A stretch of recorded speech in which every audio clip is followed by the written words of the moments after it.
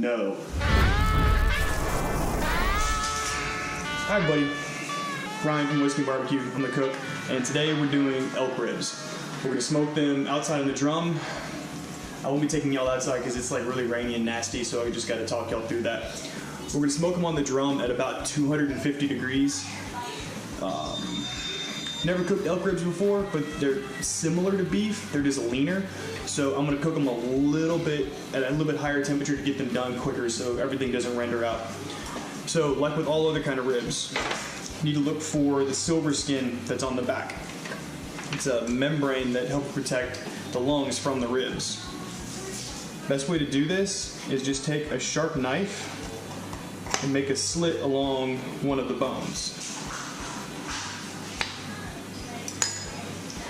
Then grab a paper towel and work on peeling it off.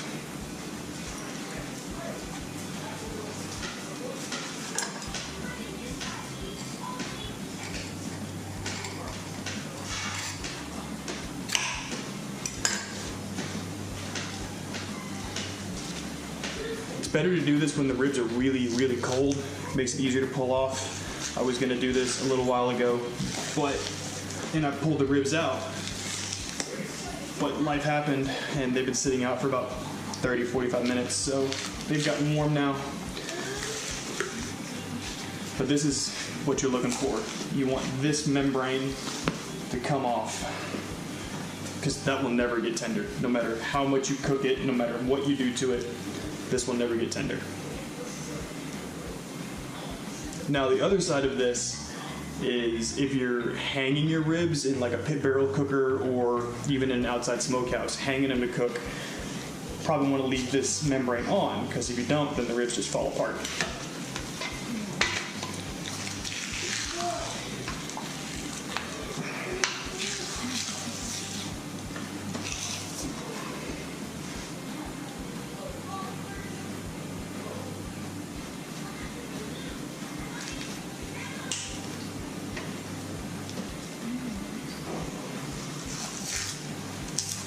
Alright, that's enough of it off. There's a little bit here in the corner, but it's not going to get eaten anyway. Alright, to season these up, we're going to go with our 3-2-1. 3 parts pepper, 2 parts salt, 1 part garlic. I'm not doing the smoked paprika or anything with these because I really, really, really like the way that elk tastes. So, just going to let this shine through.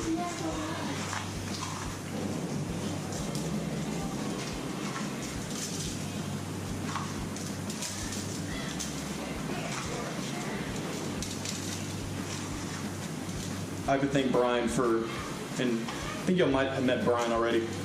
I have to thank Brian for bringing these down. He went hunting in Colorado, I believe. This is actually from the elk that he took down.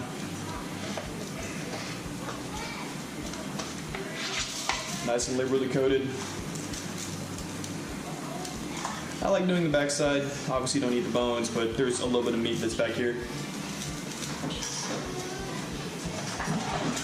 Press everything in. And I already took the membrane off of this one off camera just to make sure it was easy to do on elk ribs.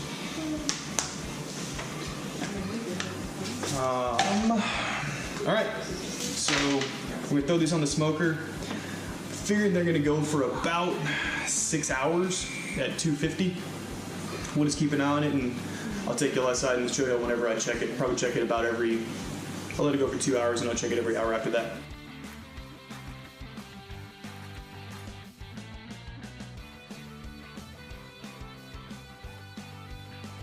Is my head cut off? No, your head's not cut off this time. You set the camera up last time.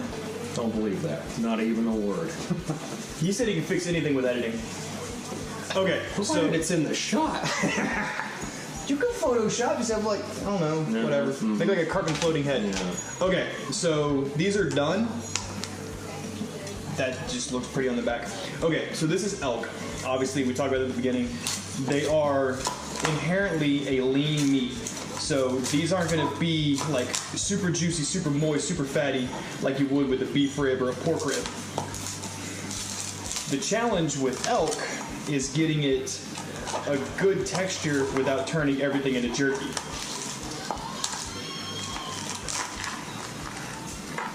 Get back, dog. All right, so grab which one you want to try. All right, was that yours? I was going to take this because it's falling apart. Figured you'd take the big one. Really? Why?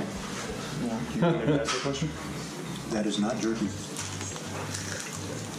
Man, look at that. What's wrong with this one? That's a thick, juicy one. Is this your 3-2-1? No, this is a whole different method. Okay. These were just at 250 for about 5 hours. Basic rub, set there 250, 5 hours, and once the thermometer probe went nice and easy in between all the meat, that was all she wrote. It was done. Very nice. I think we maybe ought to do like a cookbook, you know, like Ryan's recipes or something. What do you think? I think that's a thing. I think we just let him cook. Brian found out a really good system. He brings down food, puts it in the fridge, drinks my whiskey, and says, I want this on Saturday night. No, Okay. that works. It's a good system for him. Mine is similar to that. I come over and I say, what are you cooking? Give me whiskey.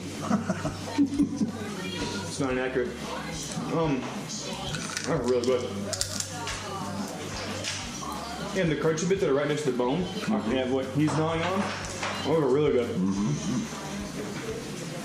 I can see how this has got to be a fine line between getting it too much versus not enough. That was even better because it was thicker. This is amazing. Yeah. 100% grass-fed, no GMOs in this one. The flavoring on this is like very close to a jerky, but the texture obviously is not because it's juicy and soft. You took this in Colorado, right? All right, well, are you happy with this?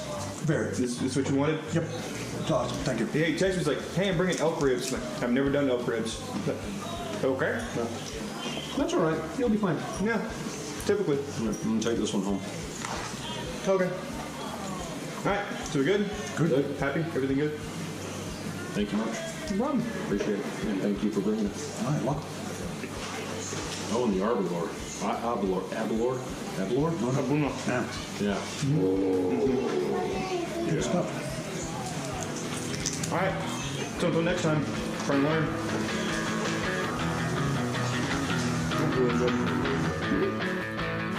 Okay, so Every once in a while, there were something comes out that's amazing.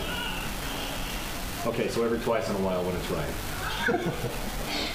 Okay, so Brian brought down a bone-in elk roast. I wasn't sure I wanted to cook it or anything else, and he's the one that helped me get the grill. Has a rotisserie, so I decided, I'm like, you know, I'm gonna throw in a rotisserie. But since we already had one burnout fail, I didn't want to risk cooking or filming another one, so I didn't film this. Right? To be fair, the burnout fail was my fault, right? Because the 22 minutes on the Instant Pot, I probably should have researched that better. Yeah. Your wife agreed. Yeah. Now, mind you, this hasn't rested, and I'm wondering what's gonna be like once it does rest.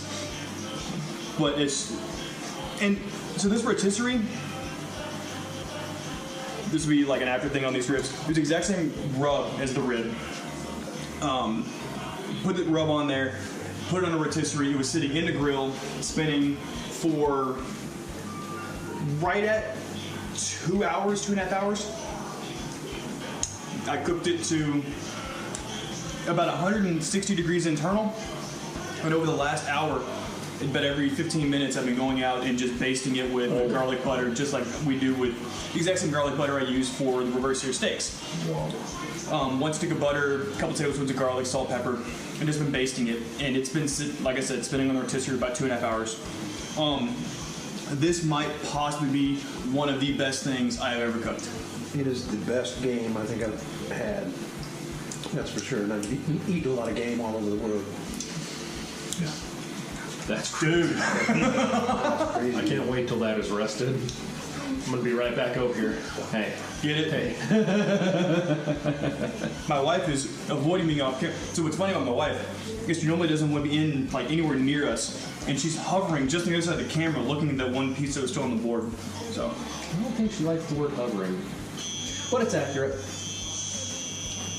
and she's still standing there. That's gonna rest before I cut any more of it up, so you can calm down. Yes. Now she looks angry. Yeah. All right. I'm gonna go pick So some you're gonna up. come back when it's resting? Or we're gonna come back when it's resting? We can. It was still here. It's gonna rest for about 20 minutes. It probably needs to rest longer, but that's about as long as I'm gonna give it. Man. And I need to make some bread and something else to go with that. That's gonna be hugely disappointing compared to that, but oh well. That's amazing. Good stuff. Wow. Thank you again. Yeah, thanks. He brought it. Obviously, thanks to him as well. Okay. Until next time. Damn.